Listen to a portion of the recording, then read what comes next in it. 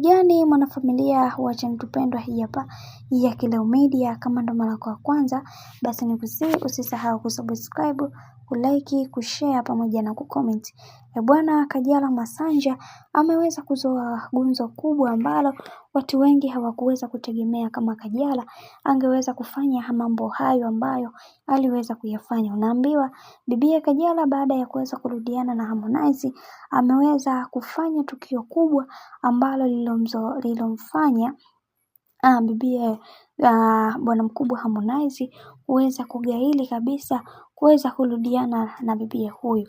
Unaambiwa Kajala Masanja cha kwanza ameweza kumfungukia Harmonize na kumwambia kwamba kiukweli mimi sijarudiana na wewe kwa sababu ya mapenzi, bali nimerudiana na wewe kwa sababu ya pesa tu. Hicho ndio kitu cha msingi.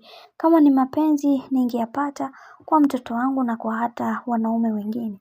Hivyo naomba tuwe tunazingatiana kwenye masuala mazima ya kukidhiana mahitaji. Hicho ndio kitu muhimu kwa upande wangu, lakini kwenye swala zima la mapenzi nikwambie tu hakuna chochote ambacho kitakachoweza kutokea. Na mimi binafsi nakwambia nitahakikisha maisha yangu yanakuwa katika misingi na mikakati iliyo bora ili kuweza kufikia malengo ambayo niliyoweza kujiwekea katika maisha yangu, kwa sababu kuna watu wengi wanatamani kuweza kuona nikifika mbali zaidi ya hapa nilipoweza kufika, lakini wanashindwa ni namna gani ambavyo watakavyoweza kuvuka hii migongano ya hapa na pale. Na pia kuna vitu vingi ambavyo vimeweza kutokea katika maisha yangu, na mimi binafsi nitapambana kuweza kuhakikisha maisha yangu yanakuwa katika misingi na mikakati iliyo bora, kwa sababu watu wengi hawaamini katika hili ambalo ninalolifanya, bali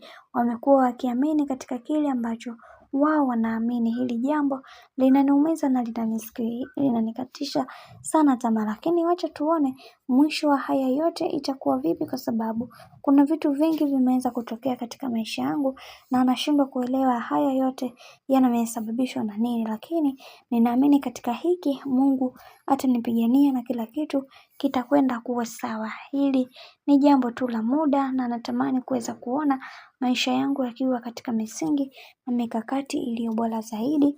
Hicho ndo kitu pekee ambacho ninachokitaka katika maisha yangu, kwani mimi ni mtu pekee ambaye natamani kuweza kuona maisha yangu yakibadilika kadri siku zinavyozidi kwenda.